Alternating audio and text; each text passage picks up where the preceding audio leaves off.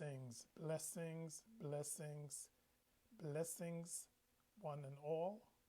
We want to give God praise as we join together one more time today for another episode of your weekly medical update. This is Bishop Dr. Lang, and hopefully everybody's having a wonderful afternoon and are enjoying the day. We are on again with a weekly medical update, and today we want to continue speaking to you about boosting your immune system. And it's so wonderful that we can keep doing this talk, especially in light of this pandemic and all the diseases that are running around. We're going to talk today quickly about hand washing. And the pointer is that hand washing does decrease the concentration of germs that would then potentially enter your system. That would be maybe a problem for your immune system if it's overwhelmed with the amount of germs. Actually, a presentation of a small amount sometimes give your body a better chance of building up defense to be able to then to overcome it. Hand washing also decrease cross contamination from one person to another. And of course, I'm going to end up with talking a little bit about the WHO hand washing guidelines. So suffice it to say that washing your hands, and this tip is to strengthen our immune system, was never so relevant before. The current problem situation has proved that this old advice will always carry weight. Now, washing hands regularly and properly reduce the concentration of germs for both you and people that you're going to interact with. And one way to look about it with your immune system is if you're presented with an overwhelming amount of an antigen, a germ, for example, that sometimes may overwhelm your system and your body may not be able to, adequately in time develop the defense to protect you from that disease, for example. However, sometimes if it's a contaminant and a small amount, potentially your body will be better able to react and then overcome this. The bottom line, however, is that hand washing is very important, especially to the spread of diseases and kind of decreasing the amount of antigen that is going to be presented to your body system. And so if this is done properly, it's going to decrease the concentration because of the germ. And number two, it's going to decrease the cross-contamination, as we pointed out earlier. And these are two important issues in quelling diseases and giving your body a chance to develop the proper defenses and to fight off most anything that will come its way.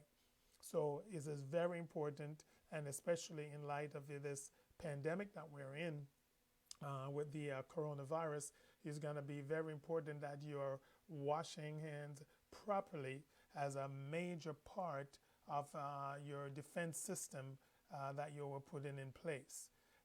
Everyone understands the importance of good hand hygiene, but the reality is that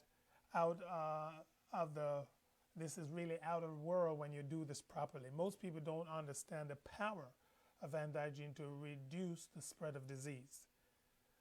Following proper hand washing steps is the most powerful defense against transient pathogens, all these things that you're going to come up against.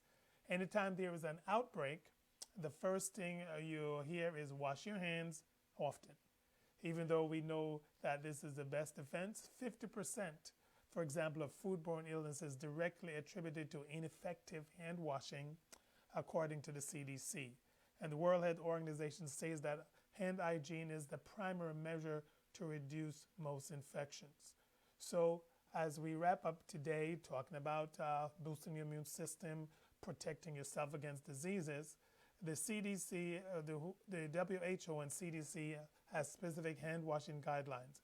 The CDC recommends cleaning hands with a precise methodology that require at least 30 seconds to be effective. Using soap and water, the wash must include lathering for at least 20 seconds, covering all parts of the hands, including the nails, and finish by drying hands thoroughly. And there also needs to be a pre-rinse and a post-rinse for an estimated total wash time of 30 to 40 seconds. The WHO guidelines include a 6-step method that requires 42.5 seconds or 25% more to complete than the CDC guideline.